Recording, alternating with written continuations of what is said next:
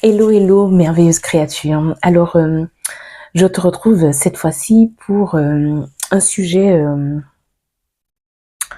assez sensible, mais il y en aura de plus en plus sur la chaîne.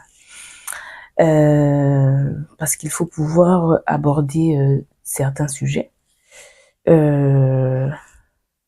qui sont clairs en tout cas, parce que bien évidemment que je vais éviter d'aborder des choses que je ne maîtrise pas. Mais tout simplement, je ne maîtrise pas tout, donc en fonction de ce que Dieu me met à cœur à partager, je le fais.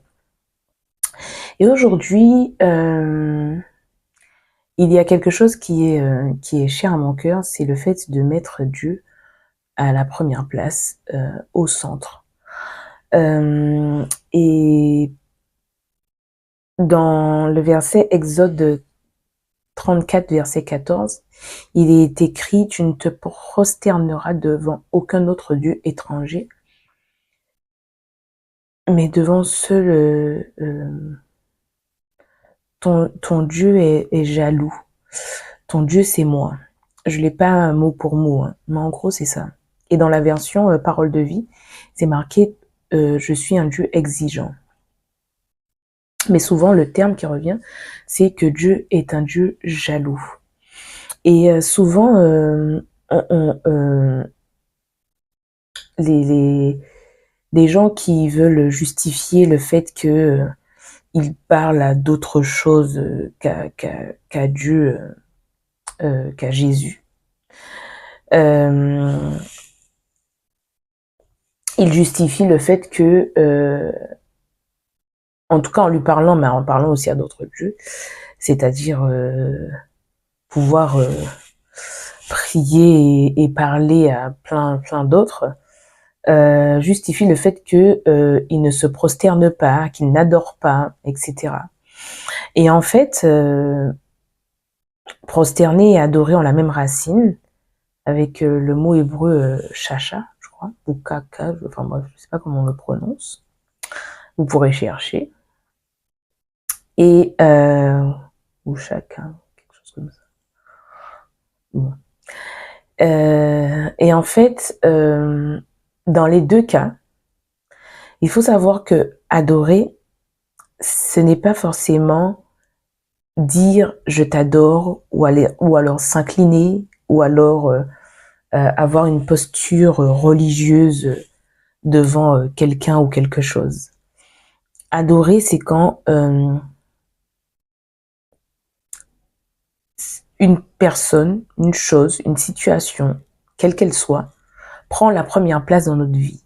Point barre.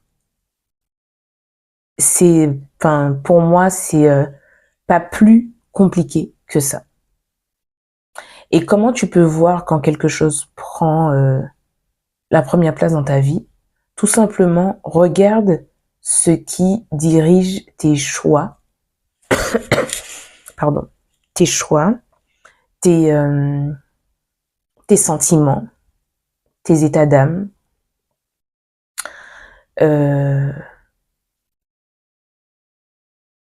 tout ce qui te rend esclave.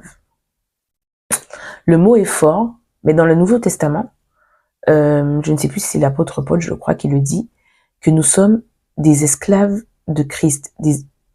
Et esclave veut dire serviteur. Aujourd'hui, oui, le mot esclave a une connotation de toute façon très négative, de par plein d'histoires sombres. Mais esclave veut dire serviteur, c'est-à-dire je suis au service de. Tu fais de moi ce que tu veux. Et Moïse était l'esclave de Dieu, il était le serviteur de Dieu. Et tout simplement, regarde ce qui dirige tes choix, ta vie, tes sentiments. Si je prends un exemple simple, Dieu te dit que sa joie, c'est ta force, et que constamment, je dis pas une fois comme ça, ou alors de temps en temps, mais constamment, ton travail te met dans un état pas possible tantôt de colère, de tristesse, enfin ton travail fait la pluie et le beau temps. Ton travail, c'est ton Dieu. Tout simplement. Si, je réajuste. Si il y a quelqu'un de ton entourage qui arrive tantôt à te mettre dans une humeur, puis dans une autre, c'est cette personne qui est ton Dieu. En fonction de ce vers quoi tu te tournes, ce vers quoi tu te raccroches, ce à quoi tu parles, c'est cette personne ou cette situation qui dirige ta vie. Et Dieu veut que ça soit lui et lui seul, bien évidemment dans sa personne de la Trinité, donc lui Père, Fils et Esprit, à qui on s'adresse et qui dirige notre vie. Parce qu'on peut s'adresser à lui et ce n'est pas lui notre Dieu. On peut s'adresser à Dieu, à Jésus, Saint-Esprit, s'il te plaît, s'il te plaît. Et puis quand il nous dit quelque chose, ça passe après. Et moi, je l'ai remarqué.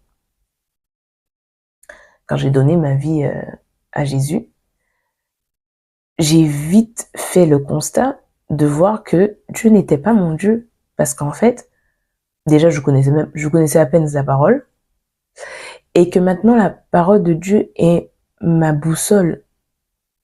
C'est ce qui fait la pluie, le beau temps dans ma vie, en fait. C'est ce qui est l'indicateur de comment je dois mener ma vie, comment j'ai envie de la mener. Pas seulement comment je dois, mais comment j'ai envie. Parce que on est humain et qu'il y a des choses qu'on ne comprend pas, il y a des choses qu'on ne sait pas, mais il y a beaucoup de choses avec lesquelles on bataille.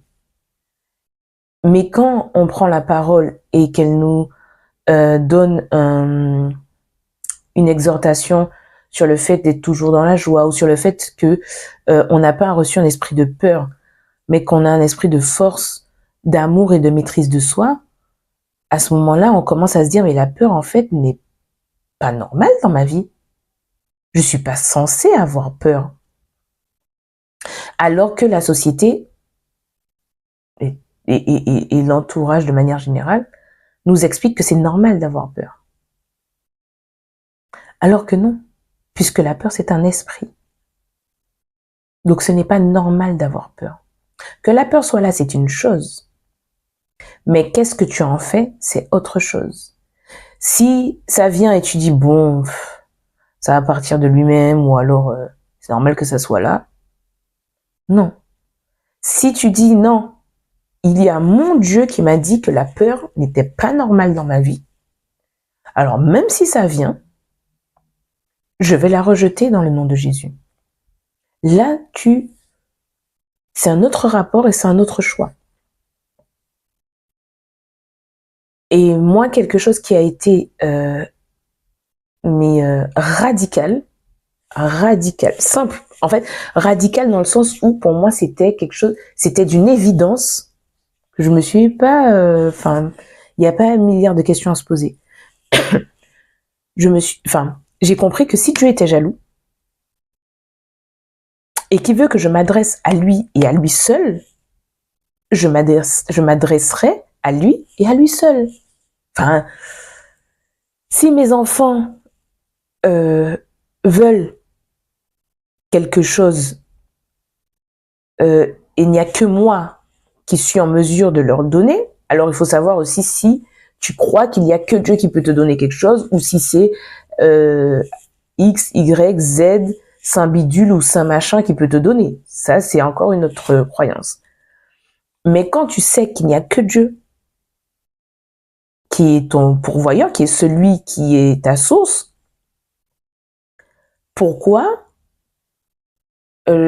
moi, je comprends pas pourquoi, du coup, mes enfants devraient passer par que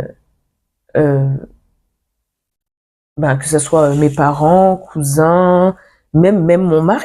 C'est à moi que vous devez vous adresser pour avoir ce que moi seul est en mesure de vous donner.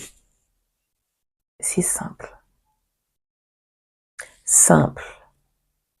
À partir de là, je me suis dit, ah ok, bon ben, on va simplifier les choses en fait. Surtout qu'en plus, c'est quelque chose qui te simplifie la vie. Tu sais que t'as pas à parler à 40 personnes en même temps. Simple.